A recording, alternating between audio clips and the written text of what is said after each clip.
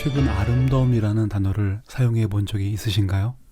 수십 년 동안 이 단어를 훼손시킨 추한 단어는 죽인다, 간지, 장난 아니야, 대박, 쩐다, 헐, 개작살, 시크 등이 있습니다. 이런 단어들의 범람 탓에 아름다움이라는 단어는 조만간 사전에서만 볼 수 있는 고가 될지도 모르겠습니다. 그런데 아름다움의 어원을 살펴보면 이 말이 우리가 지금 사용하는 의미와는 차원이 다른 단어임을 알 수 있습니다. 아름다움에 관한 여러 가지 해석 중에 자기다움에서 접붙이기를 할 수 있는 정의를 먼저 살펴보겠습니다. 먼저 아름다움의 아름은 안다, 알다, 아름 등으로 해석할 수 있는 동음 이의어입니다. 그래서 아름다움의 의미를 알고 있으므로도 해석할 수 있다고 합니다. 또한 15세기 문헌에는 아가 여러 문헌에서 명사로 나타나는데 나라는 뜻입니다. 그래서 아름다움은 나다움이라고도 해석할 수 있습니다. 아름다움의 원래 표기는 아름다움입니다. 여기서 아름은 아픔과 고난을 극복하기 위해서 애쓰는 상태입니다. 그런 점에서 아름다운 사람이란 아픔과 고난을 이겨낸 사람이라고 해석할 수도 있습니다. 여하튼 많은 해석이 있지만 모두 자기다움을 설명하기에 충분합니다. 자기다움은 아름다움이다라는 뜻을 여러 학자의 해석에 의해 정리하면 다음과 같이 말할 수 있습니다. 바로 나답기 위해 아픔과 고난을 극복하여 자기다워지는 지혜로 충만한 상태, 혹은 자신의 약점과 결핍을 극복하여 자기다워지는 지혜로 나다워지는 것입니다. 서구권 자기경영 학문에서 일관성 있게 주장하는 것은 강점 경영입니다. 성공을 위해서 자신의 약점을 굳이 살펴보지도 말고 묶여있지도 말고 기억하지도 말라고 주장합니다. 자신의 약점 따위를 고민할 필요가 없는 것은 이미 가지고 있는 강점만을 발휘하기에도 시간이 부족하기 때문이죠. 그래서 약점을 고민할 시간에 오히려 강점을 강화하여 약점을 덮어보려는 것입니다. 듣기에는 매우 논리적이고 그럴싸합니다. 바로 이것이 전형적인 긍정의 자세입니다.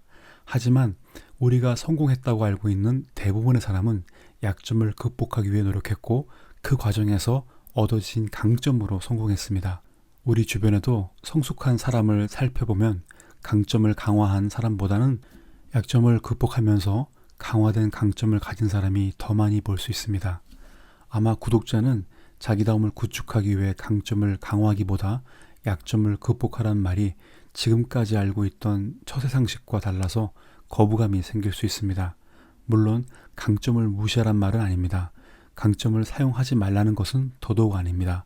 단지 남과 비교해서 획득한 강점을 자기다움의 완성이라고 착각해서는 안 된다는 뜻입니다. 자기다움에서 최악의 역기능인 잘난 척을 경계하라는 의미입니다. 2000년 전에 사도 바울은 자신의 약점에 대해서 이렇게 말했습니다. 내가 받은 계시가 너무나 크고 놀라워서 주님은 내가 교만해질까봐 내 몸에 가시를 주셨습니다. 나는 이것이 사라지기를 3번이나 간구했지만 주님은 내 은혜가 너에게 충분하다. 내 능력은 약한 데서 완전해진다고 말씀하셨습니다.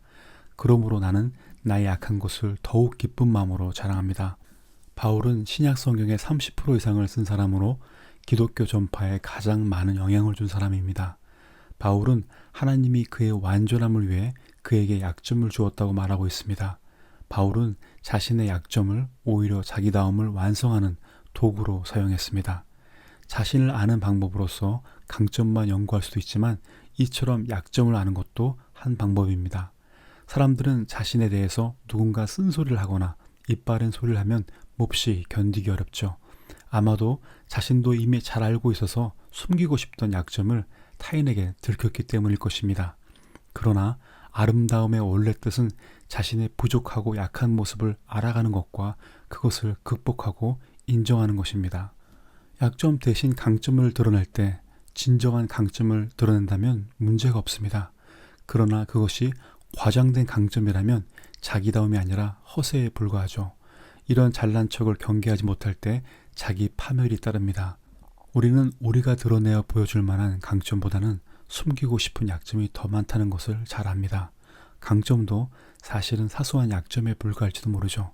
그래서 자기를 아는 지식 없이 강점과 약점을 분리하는 것은 오히려 자기다움을 분해하는 해악적인 이분법일 수 있습니다. 자기다워지는 것은 약점을 극복해 강점을 구축하는 강화 인간의 완성이 아닙니다. 반대로 자신의 부족한 점을 통해서 자신의 완전함을 발견하는 것입니다. 만약에 구독자가 기혼자라면 방금 말한 모순적인 진실을 좀 이해하기 쉬울 것입니다. 지금 결혼한 사람은 당신과 똑같은 사람일까요? 아니면 정반대 사람일까요?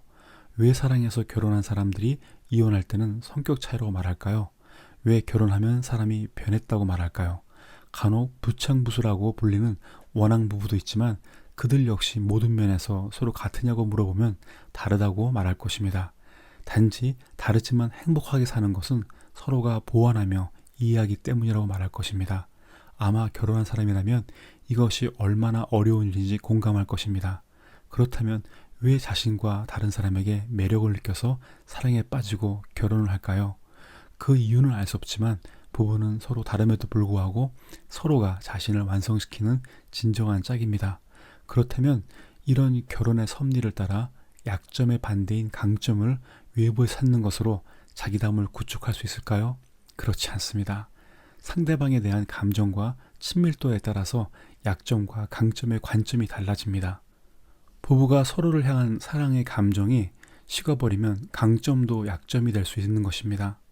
예를 들어 부부관계가 어떤 상태인가에 따라 같은 행동이라도 우유부단함과 신중함, 예민함과 까칠함, 덜렁댐과 호탕함으로 평가됩니다. 원한과 원수는 그야말로 동전의 앞뒤면이죠.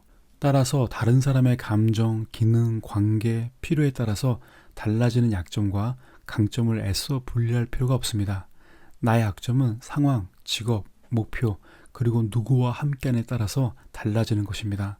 지금의 약점이 미래의 강점이 될 수도 있습니다. 아름다움이란 말처럼 약점을 극복하는 과정에서 자기다움이 구축될 수 있습니다. 따라서 중요한 것은 이러한 과정을 통해서 나다움을 구축할 수 있는 지식입니다. 원래 남 앞에서 말수가 적었던 후배가 유난히 말이 많아졌죠. 미국에 있는 한 대학에서 MBA 과정을 마치고 온 후로 완전히 다른 사람이 되었습니다. 상대방의 말을 자르는 것은 기본이고 회의 내내 목소리 톤이 궤강되어 있었습니다. 나는 기괴할 정도로 달라진 후배의 모습을 휴대폰 동영상으로 녹화했습니다. 그리고 회의가 끝난 후 조용한 곳에서 녹화된 모습을 보여주었습니다. 다행히 그는 괴물처럼 변한 자신의 모습에 당황하며 부끄러워했죠. 후배는 말없이 잠시 고개를 떨고 있다가 자신이 그렇게 변화된 이유가 MBA 과정 중 팀 스터디 때문이라고 말했습니다. 세계 각지에서 온 사람들 앞에서 서툰 영어로 자신의 주장을 효과적으로 전달하기 위해 목소리도 키우고 적극적으로 행동하라는 조언을 받았습니다. 그 후 후배는 자기 생각을 거침없이 이해하는 것이 주도적인 프로의 자세라고 믿었죠. 만약 어떤 사람이 스스로 생각하기에 매우 조심스럽고 겸손하게 자랑하고 있다고 생각할지라도 실상 모든 사람은 그가 매우 잘난 척하는 것을 알고 있습니다. 남들에게 자신이 가진 것과 이룬 것을 자랑하는 것은 아름다워지는 것이 아니라 더러워지는 것입니다.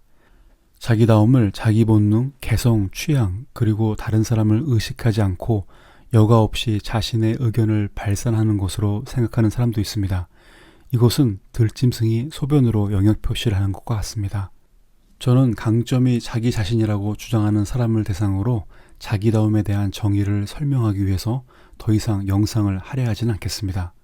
위에서 살펴본 아름다움의 정의가 여러 개였던 것처럼 저만의 정의로 자기다움을 설명하고 싶습니다. 처음 이 동영상을 소개하면서 제작 동기에서 이야기했듯이 저는 자기다움을 브랜드라는 관점으로 정의하려고 합니다. 브랜드 관점에서 자신이 보여주고 싶은 것을 드러냄으로써 남과 다르게 보이려는 것은 자기다움이 아닙니다. 뒤에서 자세히 다루겠지만 시장에서 어떤 상품이 살아남으려면 고객이 수많은 상품 중에 굳이 이 상품을 사야 하는 차별점이 있어야 합니다. 그래서 남과 다르기 위해서 자기다움을 구축하는 것을 마케팅이라고 합니다. 이것은 시장 지향적인 생각이고 경쟁 구도의 관점에서 차별화를 구축하는 방법이죠. 반면에 브랜딩은 차별화를 자기다움으로 인한 남과 다름이라고 말합니다. 한마디로 스타일 구축입니다. 우리가 알고 있는 대부분의 리딩 브랜드를 살펴보면 자기 스타일이 있습니다. 이것은 남과 다르기 위해서 의도적으로 차별화한 것이 아닙니다. 단지 자신의 방향과 생각이 그렇게 표현될 뿐이고 사람들은 그것을 스타일이라고 부르죠. 까칠하다는 것을 멋스러움으로 착각하여 무조건 큰 소리를 내고 다른 사람의 의견을 무시하고 대안 없는 비판을 하고 자신이 가진 것을 드러내는 것을 마케팅에서는 판촉이라고 합니다. 판촉은 말 그대로 판매를 촉진하기 위해서 소리를 지르거나 현란한 이미지와 문구로 시선을 낚는 행위입니다. 반면에 브랜딩은 소리 없이 자신의 존재감과 영향력을 시장에 흘려보내 사람을 이끕니다. 명품이라고 불리는 브랜드 매장과 동네 가게 매장을 떠올리면 쉽게 이 차이를 이해할 수 있을 것입니다. 오늘은 여기까지 하겠습니다. 감사합니다.